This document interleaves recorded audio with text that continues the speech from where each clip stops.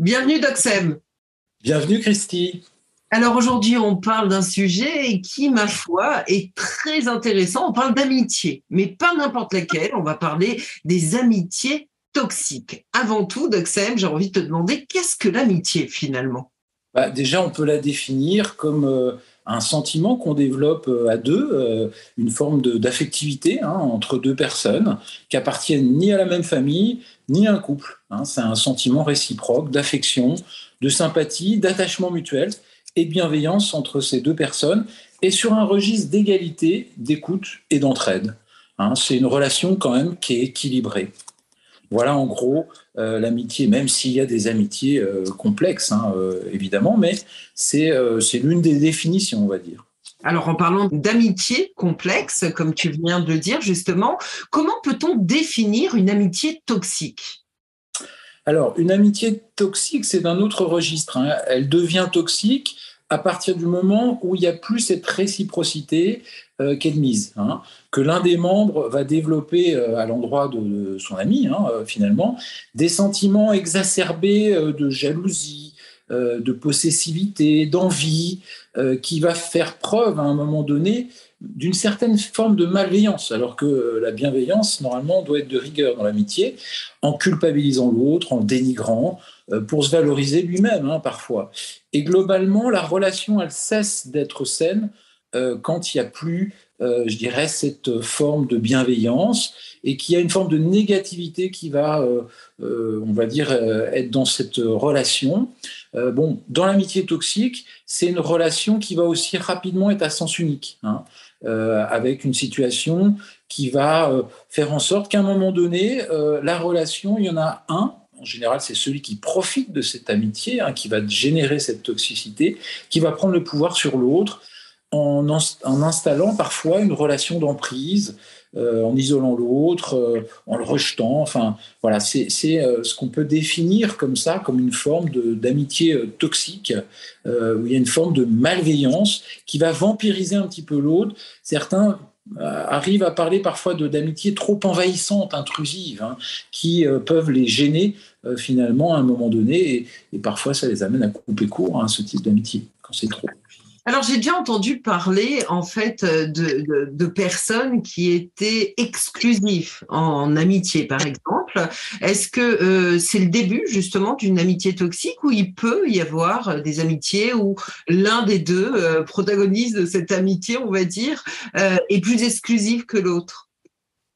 Alors, ça va souvent arriver petit à petit au décours de la relation amicale.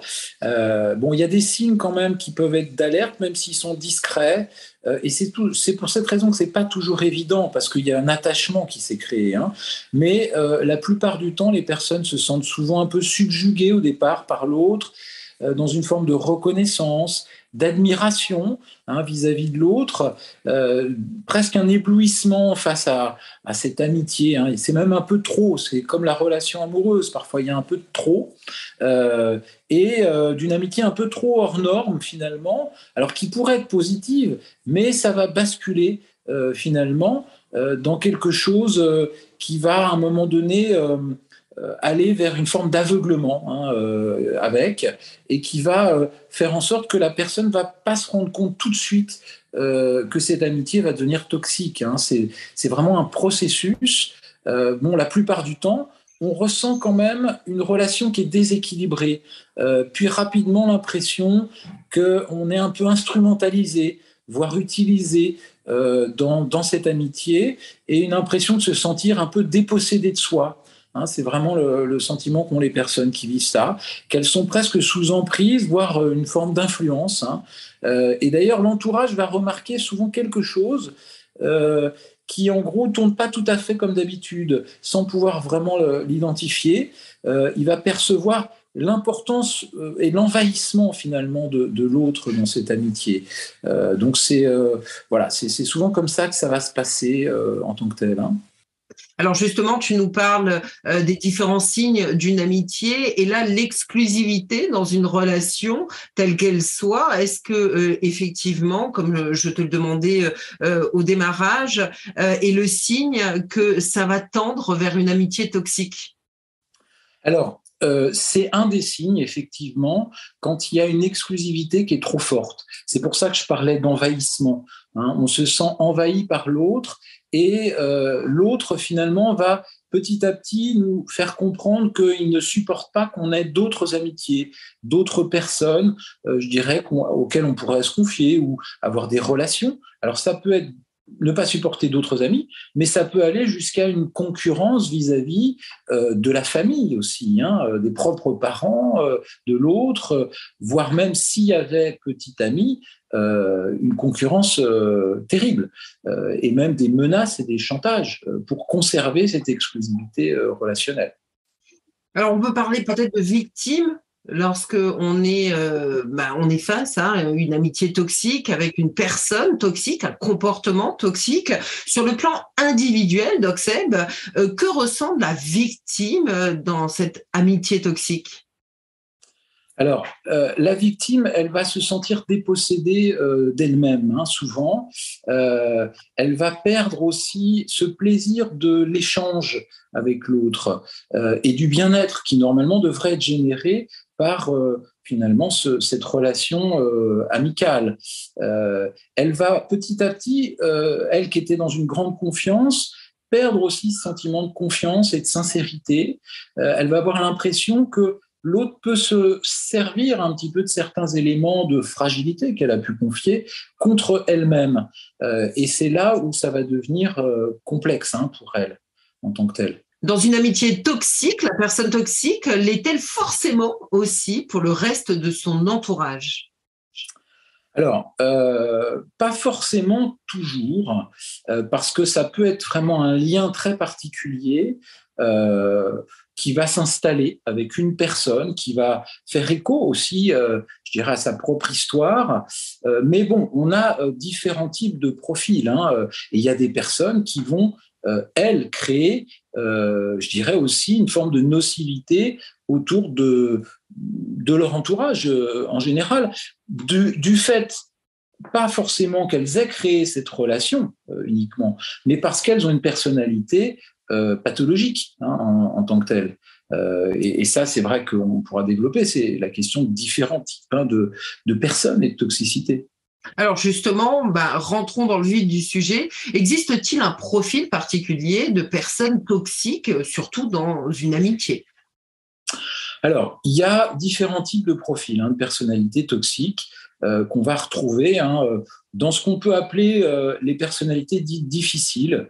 Donc, la plupart du temps, c'est des personnalités qui sont à la limite de la pathologie, mais qui ne le sont pas complètement, avec des profils communs. Alors, on a des profils évidents de pervers narcissiques, ça dont on a déjà parlé, qui peuvent l'être complètement dans l'amitié aussi, dans une forme d'amitié où l'autre est leur esclave. On dit souvent dans la perversion narcissique, il y a le pervers et son esclave ou son complice. Il y a des profils mixtes avec des formes limites un peu de personnalité, des profils égocentriques, hystéro-narcissiques qui sont vraiment centrés sur eux-mêmes, des manipulateurs parfois, des paranoïaques aussi, on peut arriver à en voir plus rarement, des jaloux obsessionnels, des hyper rigides. Voilà, on a une mixité, mais qui correspond finalement aux personnalités dites difficiles en tant que telles. Et en général, la personne toxique, au même titre qu'elle peut l'être dans la relation amicale, elle peut aussi l'être dans la relation amoureuse, bien souvent. Et voilà, et les personnes en font leurs frais. Alors, oui. on parle de profil justement, Doc Seb. Est-ce qu'il y a un degré également de toxicité, j'ai envie de dire, dans une relation? Alors oui, bien sûr, et ça on le voit tous dans nos amitiés. Il y a des amitiés alors parfaitement saines et sereines, harmonieuses, qui existent tout à fait. Il y en a d'autres qui vont être teintées un peu de rivalité, mais ça fait partie de la rivalité imaginaire. L'autre réussit quelque chose, et pas forcément nous, mais bon, on s'en accommode. Et puis après, il y a des degrés de sévérité ou de toxicité, ça va de léger, où on sent quand même que cette personne ou son contact ne nous aide pas forcément à nous sentir mieux. Il y a modéré, où là, ça commence à empiéter de plus en plus dans notre vie, voire même on se pose des questions. par rapport à la continuité de ce lien, et puis des amitiés qui sont sévèrement toxiques, où là, on peut voir des effondrements aussi par rapport aux victimes de ce type d'amitié qui vont développer des formes de dépression, vont être très mal dans cette relation, et qui elle-même d'ailleurs cherche quelque chose dans ce lien affectif très fort. Je dis ça parce qu'il y a aussi quand même le rôle de la personne et de pouvoir se sortir elle-même de ces schémas aussi de répétition dans ces liens d'amitié. On a des personnes comme ça qui vont d'amitié toxique en amitié toxique. Alors, pour bien comprendre et surtout pour pouvoir faire la différence, quelle différence y a-t-il entre une amitié toxique et une amitié déséquilibrée? Alors, c'est vrai que c'est pour pas confondre, effectivement, c'est tout à fait important parce qu'on pourrait croire sinon que tout le monde a des amitiés toxiques, etc., dès que c'est un peu déséquilibré. Bon, il peut y avoir des amitiés qui ne sont pas toxiques en tant que telles, mais qui sont un peu déséquilibrées. C'est-à-dire qu'en partant du principe qu'une amitié, bon, elle est basée sur l'échange, l'entraide, l'écoute, la confiance, mais bien souvent, on souhaite que l'investissement de soi soit au même degré pour l'autre aussi dans la réciprocité, mais c'est pas toujours le cas parce qu'il n'y a jamais une parfaite égalité, évidemment. Puis ça dépend de la nature des personnes, mais parfois dans le cadre d'amitié déséquilibrée, la non-réciprocité c'est pas seulement une impression, mais c'est une tendance forte de ce type de relation où l'un va écouter beaucoup plus l'autre, l'un va donner beaucoup plus de son temps que l'autre, rendre des services en permanence, et n'a que peu de retour finalement. Mais bon, ça reste gérable dans le sens où finalement tout le monde y trouve un peu son compte, à condition effectivement qu'on n'en souffre pas justement de ce déséquilibre. Bon, mais ça peut être un mode, je dirais, de relation parce qu'il n'y a jamais complètement un parfait équilibre et puis qui dans le temps va peut-être changer parce que parfois on a dans des contextes de la vie difficiles, on va être aidé un peu plus par un autre et puis après, ça va s'inverser dans la roue de la vie. Bon, mais ça peut être aussi, si ça prend plus d'ampleur, ce déséquilibre devenir une forme d'amitié toxique, effectivement. Mais ça, c'est une forme de graduation petit à petit, où là, la différence, c'est que dans l'amitié toxique, il y a une véritable prise de pouvoir et une forme de mise sous influence de l'autre, avec une emprise. Donc ça, c'est quand même une différence majeure. Alors que dans le déséquilibré, il n'y a pas une tentative d'emprise, d'influence sur l'autre. Donc ça, c'est quand même très important. Et il n'y a pas ce vécu d'angoisse. On sent quelque chose qui n'est pas tout à fait équitable dans la relation, mais on n'a pas un vécu d'anxiété, d'angoisse, et on ne se sent pas envahi par l'autre. C'est très différent.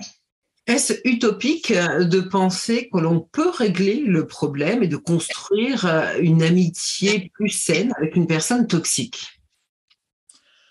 Alors, j'ai envie de dire oui, c'est utopique. Clairement, de construire une amitié équilibrée avec une personne qui est foncièrement toxique, c'est complètement utopique. Et là, on entre dans les syndromes de réparation, du sauveur, de tout ce qu'on veut, de l'infirmière, enfin, etc. On ne pourra pas guérir quelqu'un de lui-même, entre guillemets, par sa propre présence. Et surtout quand il y a des traits extrêmement pathologiques qui se reproduisent avec toutes les personnes.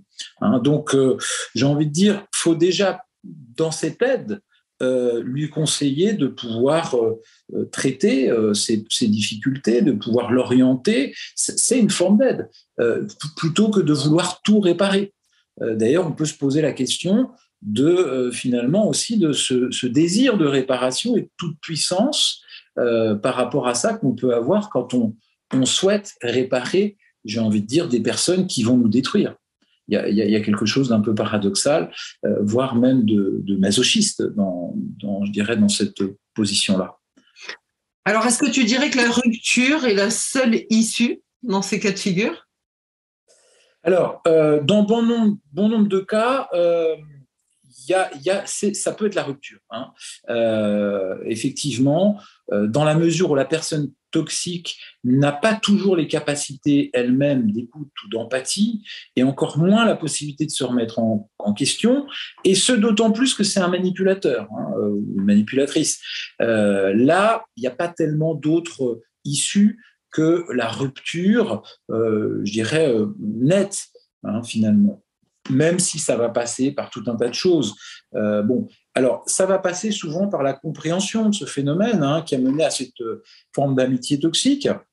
Bon, pour d'autres qui sont dans un vécu contextuel, et on pourrait croire qu'il y a une toxicité, mais qu'il y a des capacités de remise en cause et une envie aussi de réguler, de réajuster un petit peu les choses dans leur amitié. Bon, là, il y a une possibilité. De toute façon, avant d'en arriver à la rupture, il faut déjà tenter tout un tas d'ouverture vers l'autre, mais tout en restant quand même avec une certaine forme de protection par rapport à soi. Ça, c'est quand même important. Mais on peut tout à fait discuter avec les personnes, pouvoir quelque part identifier un peu les choses, passer une forme de contrat un peu d'amitié. Et puis, si on voit que c'est pas possible, eh bien, il faudra arrêter ce type de lien. Il y a des amitiés qui se font et qui se défont. Voilà. Et à la limite, j'ai envie de dire, vaut mieux se défaire d'une amitié toxique que d'une amitié positive et sereine. Alors, quand on suit ce raisonnement, on se dit souvent, ou peu importe le contexte ou les situations, on dit souvent que c'est beaucoup plus facile à dire qu'à faire. Alors, comment, justement, peut-on sortir d'une amitié toxique, Toxel ? Alors, pour sortir je dirais d'une amitié toxique, déjà dans un premier temps, dès que on ressent qu'il y a une relation qui devient malsaine, qu'il y a un malaise, qu'il y a un changement de notre comportement, une forme de dépendance affective aussi, parce que c'est ça qui empêche de quitter, et je dirais ce type de personne, qu'on se sent coupable, qu'on se sent irritable, qu'on se sent anxieux, il faut se poser la question par rapport à soi-même. C'est-à-dire, qu'est-ce que moi, je vais chercher dans une relation qui ne m'aide pas en tant que telle. Et ensuite, une fois qu'on en est là, pouvoir poser cette dimension avec l'autre. Et puis aussi s'aider. C'est aussi par les tiers qu'on arrive à sortir de ces amitiés toxiques. À partir du moment où quand même on a la plupart des personnes de notre entourage qui nous disent bon, ça n'a pas l'air d'aller avec cette personne, je sens qu'elle est quand même bizarre, je ne te sens pas bien depuis que tu fréquentes ou tu es vraiment dans ce lien très fort avec cette personne. Bon, que la famille également, à ce point de vue-là, il faut quand même tendre l'oreille à ça et aussi pouvoir quelque part se décentrer de cette personne finalement qu'on a peut-être un peu trop admirée, qu'on a peut-être trop, je dirais, mise sur un piédestal et prendre une certaine distance. Et à partir de cette prise de distance, se rapprocher de ses ressources naturelles, amicales et autres et familiales pour sortir de l'exclusivité et puis aussi se faire aider. En thérapie, on a bon nombre de personnes qui ont ces problématiques-là. Alors souvent, elles viennent parce qu'elles en souffrent beaucoup et parce qu'elles sont dans des scénarios de répétition dans leur histoire, répétition de ce type d'amitié ou de problématiques qu'elles avaient souvent antérieurement dans l'infantile et qu'elles vont essayer de réparer malheureusement avec des personnes qui vont les influencer un peu trop et prendre le pouvoir sur elles. Alors, avant de synthétiser, parce qu'on arrive à la fin de l'émission, j'ai une dernière question. Comment peut-on se mettre à l'abri d'une relation comme ça, une relation toxique ? Alors déjà, c'est de se dire qu'on ne peut pas, quelque part, mettre tout son investissement affectif dans une personne, et notamment en amitié. Même si on peut avoir des meilleurs copains, copines, c'est important de se dire et dès qu'il faut équilibrer un petit peu tout ça. C'est-à-dire effectivement avoir 2, 3 amis, bons copains, bonnes copines avec qui on a des amitiés, une bande d'amis avec qui on sort, mais pas une seule personne finalement qui ferait la pluie et le beau temps, qu'on mettrait presque dans une position parentale d'ailleurs, c'est ça souvent le problème. Et équilibré aussi au niveau familial, équilibré au niveau de ces centres d'investissement. Et à partir du moment où on est dans cette logique-là d'équilibre, il n'y a pas de raison finalement de rentrer dans cette dynamique-là. Et quand on est face à des personnes qui présentent des troubles de la personnalité, comme on a pu les nommer, eh bien, je dirais qu'il vaut mieux s'écarter un peu de ce chemin-là, même si elles peuvent paraître séduisantes, peut-être un peu trop, il y a toujours quand même quelque chose qui pose problème à un moment donné avec ce type de personnalité et se dire, bon, moi, je préfère finalement être dans ma vie équilibrée, choisir aussi d'une certaine façon mes liens affectifs plutôt que de les subir. Très important. On arrive, ça y est, sur la fin de l'émission. Donc, que doit-on retenir sur l'amitié toxique? Eh bien, déjà, c'est qu'il vaut mieux être dans des amitiés équilibrées, où on peut avoir un respect mutuel, une confiance, des échanges et une réciprocité. À partir du moment où quelqu'un prend le pouvoir sur l'autre, dans l'amitié ou dans toute autre relation, et qu'on se sent aliéné et dans une forme de mal-être, il faut quitter ce type de relation. Très bien. Merci à toi. On se retrouve rapidement pour une prochaine émission. Sébastien Garnegro, docteur en psychologie, sexologue et hypnothérapeute. Merci, Doc Seb. Merci.